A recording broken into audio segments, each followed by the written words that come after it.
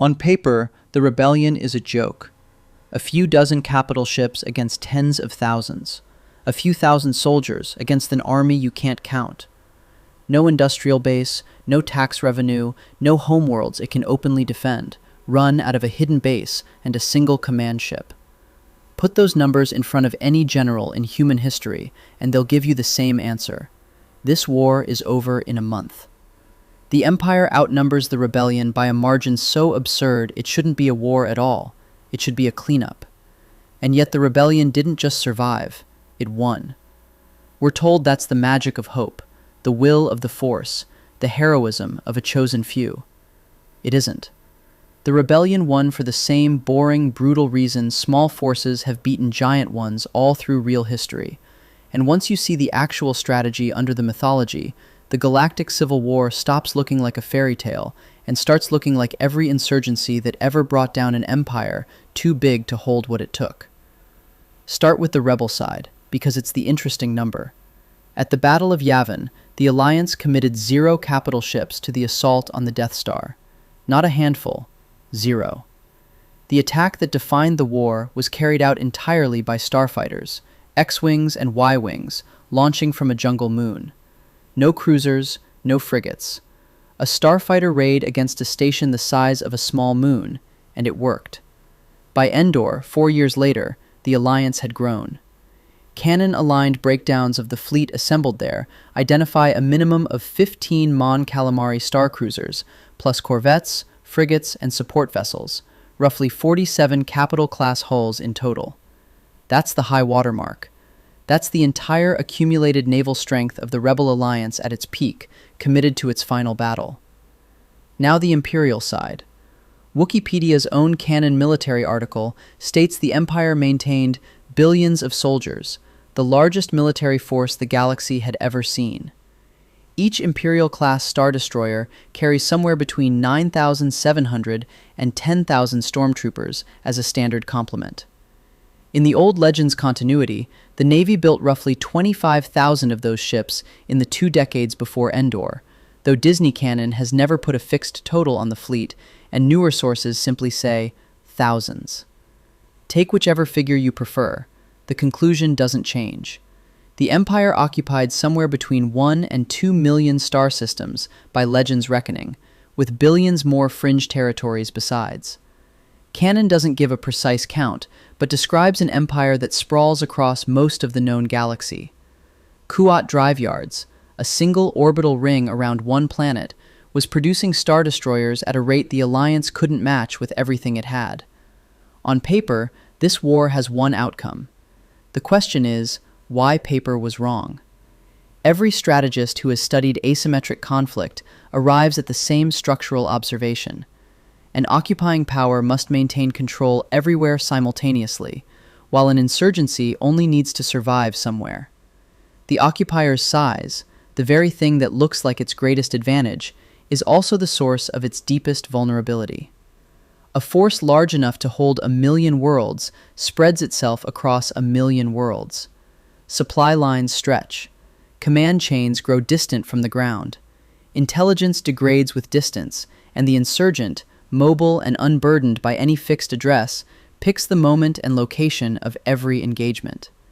We covered the garrison math in detail in our video on why the Imperial fleet makes no sense.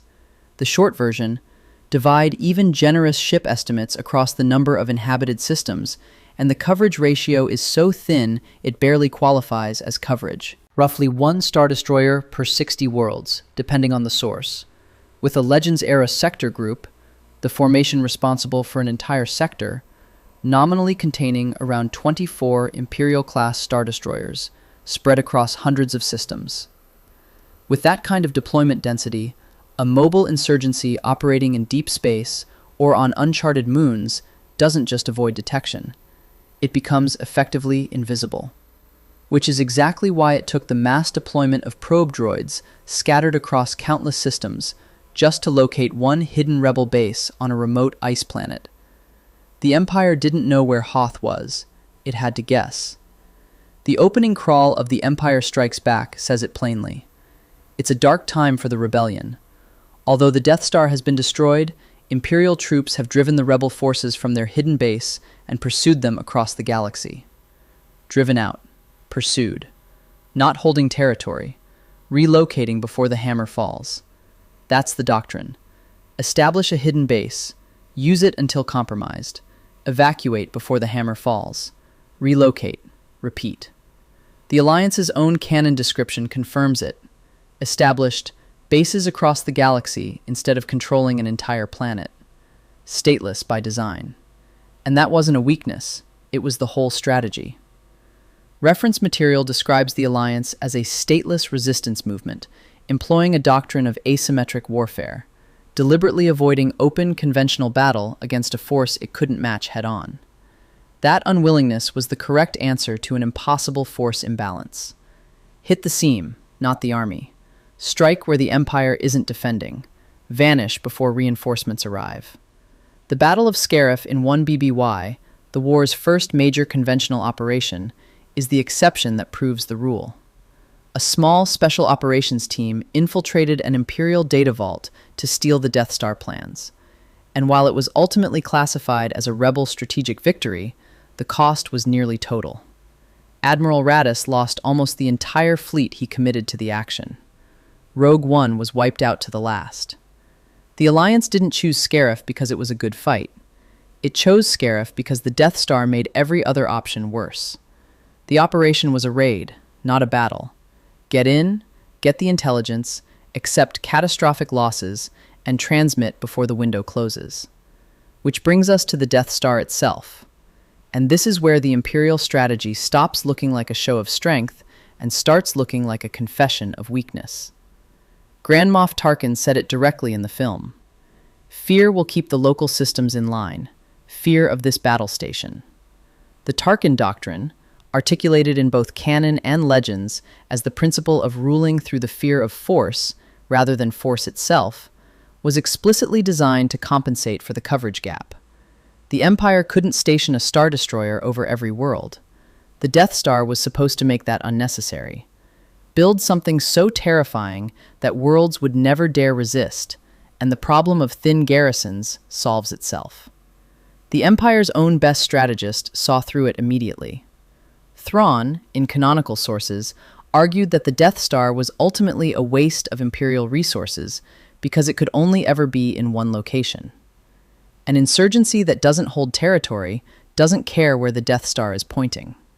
The Alliance wasn't defending Alderaan, it was hiding on Hoth. Alderaan's destruction changed the math in ways Tarkin didn't anticipate.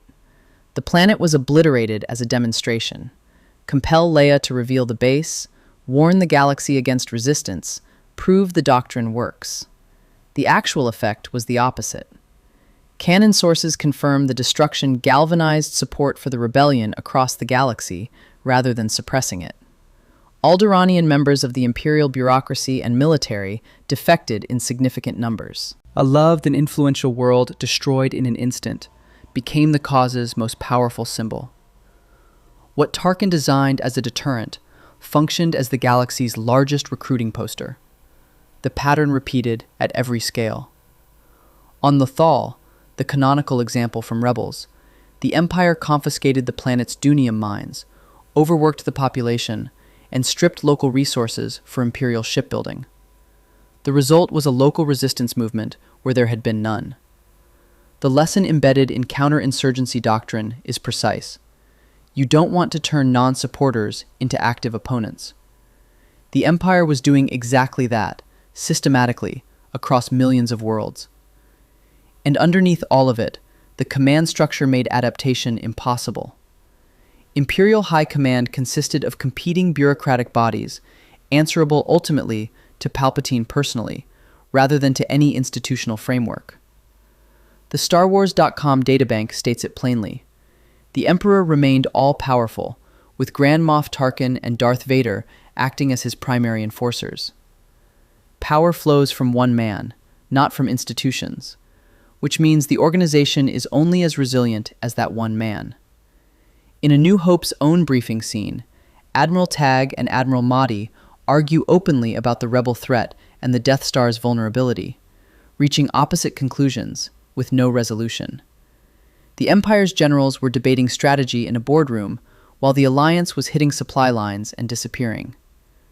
Patient, distributed, coordinated counterinsurgency, the kind of campaign that might actually have hunted the Alliance down sector by sector, was institutionally beyond what the Empire could sustain.